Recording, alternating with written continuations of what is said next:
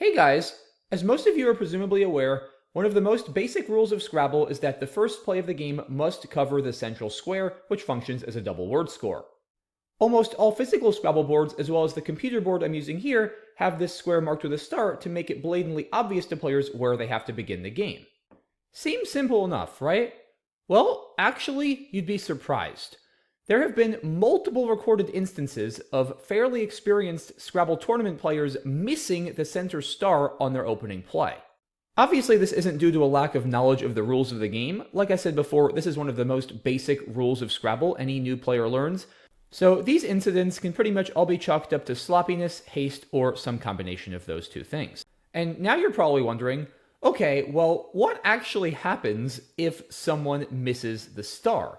Since you have to cover the center star, this is clearly against the rules in some way, but how is this punished? Let's say my opponent intends to open the game with the word sloppy in a traditional spot, covering the center double word score with their L, also placing the Y on the double letter score, and earning themselves a nice opening score of 34 points. But instead of doing this, they accidentally play sloppy one row too low in this spot, as you can see, missing the center square. Now, what happens? According to the official North American Tournament Scrabble rules, any opening play that does not cover the center star is effectively a phony or non-word.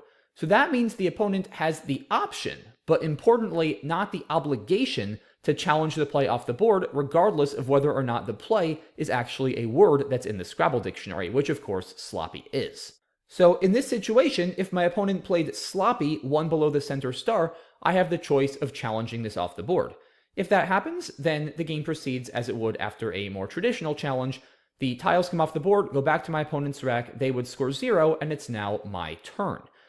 Now, what happens if I let this stay on the board? First of all, why would I let this stay on the board? Well, stay tuned for the rest of this video to find out why. But if I let this stay on the board, then my opponent does not get points for the proper placement of sloppy, the one covering the center square. They would get points for the incorrect placement of sloppy. And in this case, that would be 15 points. Remember, they don't cover the double word score, so they don't get points for that.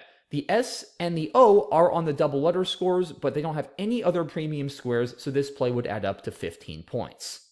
If I choose to let sloppy here stay on the board, then my opponent gets 15 points, and it's my turn. Now, if I play through the L vertically or horizontally with an overlap, I will get the benefit of using the center square as a double word score, even though I didn't go first. Although, as the rules state, I am under no obligation to use the center square myself. I could play anywhere else on the board as long as I connect to at least one of the letters in sloppy. And if I do that, then the center square remains open and available as a regular double word score for the rest of the game until it gets used. In almost all cases where this has happened over the board in a Scrabble tournament, the opponent has exercised their right to challenge the play off the board. Since, after all, wouldn't you think that it's better to have your opponent score 0 points and lose a turn than to score some non-zero number of points and draw new tiles out of the bag?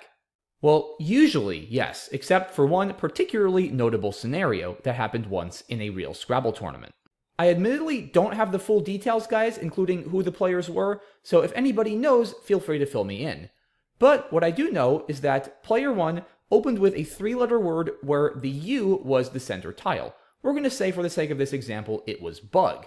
However, instead of playing bug in the normal spot right here, player 1 accidentally missed the star, playing bug here with the U one square below the central square, scoring now 11 points, doubling both the B and the G, but not doubling the whole word.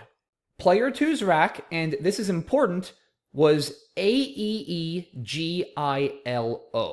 So player 2 could take the conventional approach here, challenge player 1's misplacement off the board, and make an opening play such as goalie for 18 points, clearing out a bunch of the excess vowels from their rack and scoring a decent number of points, and passing the turn back to player 1.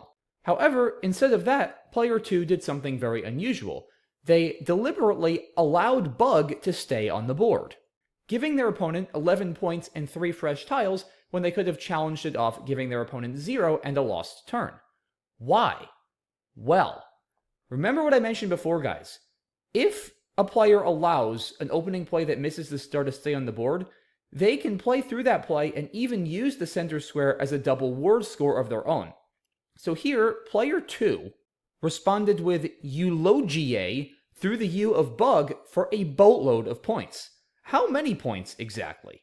Well, let's do the math. The first E lands on the double word score at the center, which once again player 2 reaps the benefit of as player 1 missed it. The second E lands on the triple word score at the bottom of the board. So that means that player 2 is going to get the overall value of their play multiplied by 2 and then by 3, so by 6 in all. And to the best of my knowledge, guys, this is the only recorded double-triple in North American tournament Scrabble history. Normally, covering a double word score and a triple word score with the same play is impossible in Scrabble, assuming the opening play covers the center star as it should. Note that covering two triple word scores or a triple-triple for a 9 times play happens fairly often, but a double-triple is unheard of unless something crazy like this happens. In addition to that, player 2 is going to get their G on the double letter score. So when all is said and done, their base word score adds up to 11 points. You multiply that by 6 to get 66, and then you add the 50-point bonus for player 2 bingoing, or clearing all of the letters from their rack, and eulogiae scores a whopping 116 points. So now, guys, you can see why player 2 felt it was better to leave the 11-point bug on the board and respond with the 116-point eulogiae than it would have been to challenge bug off the board, deal their opponent a 0, and score a measly 18 points with goalie. A pretty clever decision here by player 2, certainly a correct one, and one we may never see the likes of again in Scrabble history. Have you ever been a part of a Scrabble game where one of the players missed the star on the opening play? Let me know in the comments. I hope you guys enjoyed this video. Thank you all so much for watching. Please consider subscribing to the channel or leaving a like or comment if you haven't already. Really appreciate it. Thanks so much for your support, and I'll see you all soon for the next one. Bye-bye.